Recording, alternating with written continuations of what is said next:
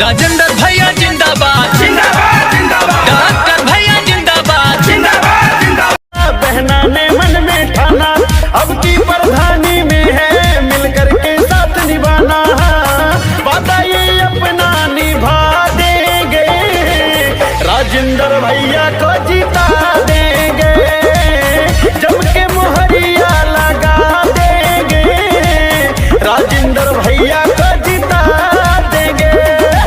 अभी तो असली मंजिल पाना बाकी है, अभी तो असली मंजिल पाना बाकी है, अभी तो इरादों का इम्तिहान बाकी है, अभी तो तौली है मुट्ठी भर जमीन, अभी तौलना आसमान बाकी है। तो भाइयों बहनों माताओं, आप सभी का चुनाव चिन्ह, आप सभी का प्यारा दुलारा चुनाव चिन्ह कैमरा, कैमरा वाले खाने पे मोहर लगाइए। जिंदारा चाचा का जीतइहा हो, चाची बात न भूलइहा, जिंदारा चाचा का जीतइहा हो, चाची बात न भूलइहा।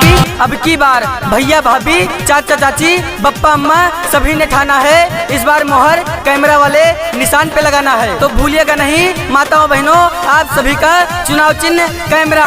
गौवा के अपने करी है विकास, मिल शौचालय आवास, प्रधान राजेंद्र के बनाई दा, प्रधान राजेंद्र के बनाई दा। नरेंद्र भाई जिंदाबाद जिंदाबाद जिंदाबाद, नरेंद्र भाई जिंदाबाद जिंदाबाद जिंदाबाद। हमारा प्रधान कैसा हो, राजेंद्र भैया जैसा हो, हमारा प्रधान कैसा हो, राजेंद्र भैया जैसा हो। हम लोगों के शान है भैया, कैमरा ना भुलाना, उसी पर बटन दबाना। और राजेंद्र भैया कहते हैं जी मैं गांव से प्रधान बनूंगा तो शिक्षा की उत्तम व्यवस्था करूंगा, गांव में रोजगार की व्यवस्था की जाएगी, गुंडागर्दी को खत्म करना मेरा काम रहेगा, स्वास्थ्य संबंधित सेवाएं अपने गांव में लेके आऊंगा, दलितों पिछड़ों की मदद करूंगा, राजेंद्र भैया। पिछड़े गरीबों का सहारा बनेंगे, सुख दुख में भैया सबके साथ रहेंगे,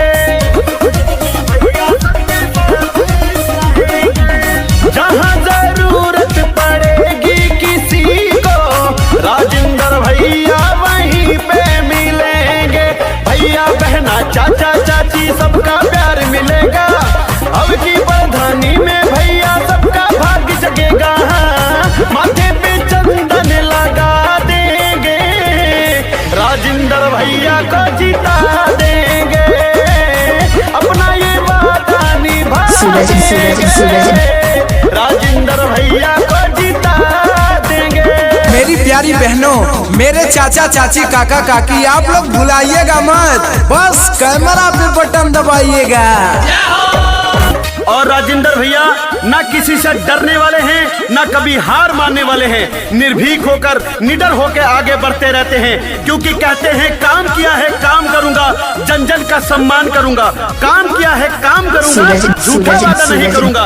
पिछड़े गरीबों दलितों को गले से लगाने वाले, 24 घंटा फोन उठाने वाले, सभी का सम्मान करने वाले राजेंद्र भैया को प्रधानी में जिताएं। धन्यवाद। भैया गरीबन के बड़े सहारा, जीती है विकास होई गौवा के सारा, हाथी जोड़ पौआ कैमरा ना भुलाना, उसी पर बटन दबाना। धन्यवाद। नेता अधिकारी सब बात सुनेंगे, नहीं किसी को परेशान करेंगे, कोई समस्या ना किसी को रहेगी, राजेंद्र भैया जब प्रधान बनेंगे, बिटिया की शादी में ये बढ़ चढ़ के साथ रहेंगे, रुपया पैसा राशन भैया सब सुविधा दे देंगे, हाँ जीत वाली माला पहना देंगे, राजेंद्र भैया को जीता